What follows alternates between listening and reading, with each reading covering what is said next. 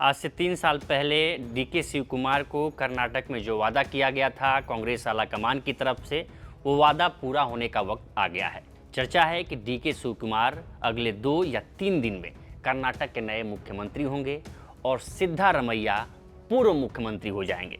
यानी कि जो कुर्सी है अब वो डीके शिव कुमार के हाथ में आ जाएगी। ये पिछले 6 महीने से इस बात की चर्चा थी, लेकिन इसको रोक के रखा गया था। ये तय माना जा रहा था कि 6 महीने बाद डीके शिव कुमार को मुख्यमंत्री की कुर्सी सौंपी जाएगी, लेकिन उसके लिए प्रक्रिया क्या होगी।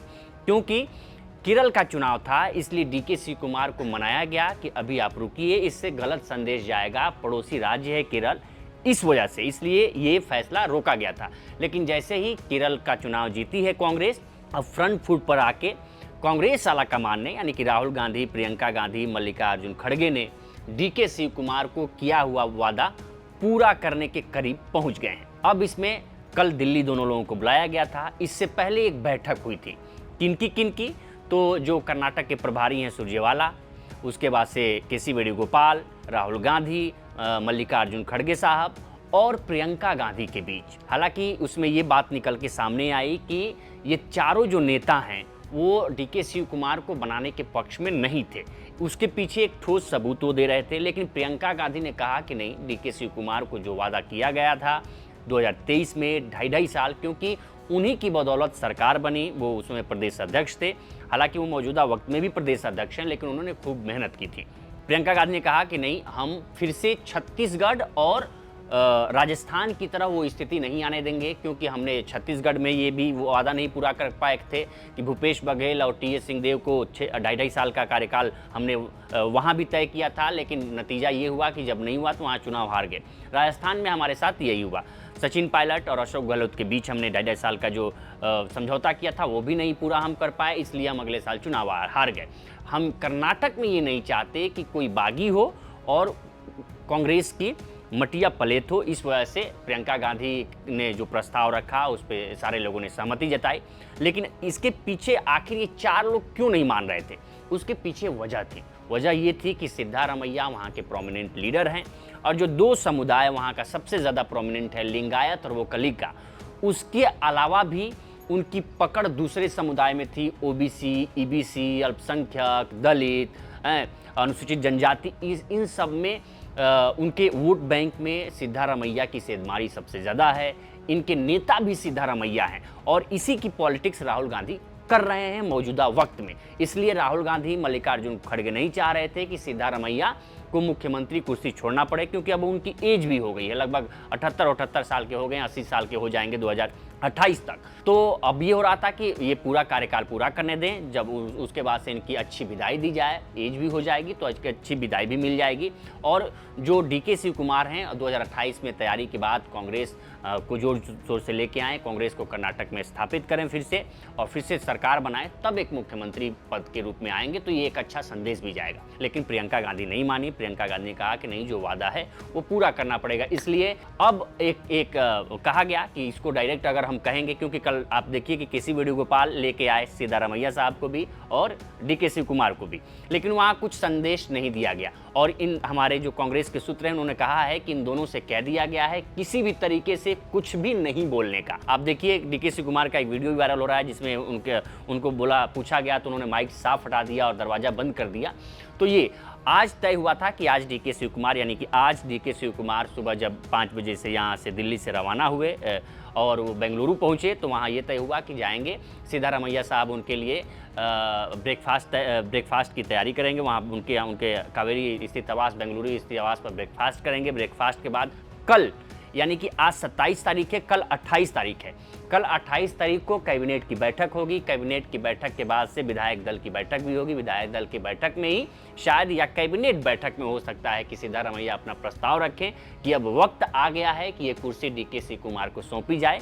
तो शायद वो कल या परसों इस्तीफा दे सकते हैं। और इस्तीफा देने के बाद ये भी एक चर्चा है कि उनको ये कहा गया है कि आप राज्यसभा आइए, दिल्ली में आइए और दिल्ली में 2029 तक अगर सरकार कांग्रेस के केंद्र में बनती है तो एक बड़ा पद और बड़ी जिम्मेदारी दी जाएगी, ऐसी बातें आई हैं। और सिद्धारमैया के परिवार से भी किसी सदस्य को शायद हो सकता है तो कैबिनेट में एडजस्ट किया जाएगा। अभी क्योंकि कर्नाटक में 3 सीटें अभी खाली हैं, 3 सीटें बी नागेंद्रन की सीट खाली है क्योंकि वो घोटाले में आए थे तो उनको बर्खास्त करना पड़ा था। उसके बाद डी सुधाकर की डेथ हो गई थी, इसलिए कैबिनेट उनकी जगह खाली है।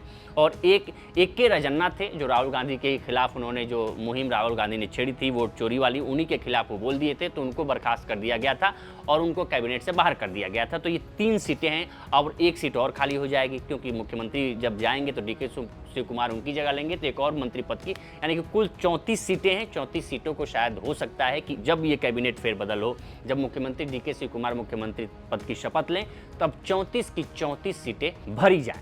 लेकिन ये कहीं ऐसा ना हो, क्योंकि राजनीति के जानकार ये कह रहे हैं कि अगर सिद्धारमैया कुर्सी छोड़ते हैं, डीके शिव कुमार लेते हैं, तो कहीं ऐसा ना हो कि ये कांग्रेस के लिए डिजास्टर साबित हो जाए। क्योंकि देखिए कि 2028 में कर्नाटक में चुनाव है और अभी से बीजेपी जोड़ तोड़ की राजनीति वहां शुरू कर दी है। नितिन नवीन जो राष्ट्रीय अध्यक्ष हैं, 4 दिन पहले येदियुरप्पा से उनके आवास पर मिले थे, वहां के कर्नाटक के नेताओं से मिले थे, कार्यकर्ताओं से मिले थे और एक फीडबैक लिया था। क्योंकि येदियुरप्पा लिंगायत समुदाय के वहाँ सबसे बड़े लीडर हैं। लिंगायत समुदाय बीजेपी का कोर वोट बैंक है।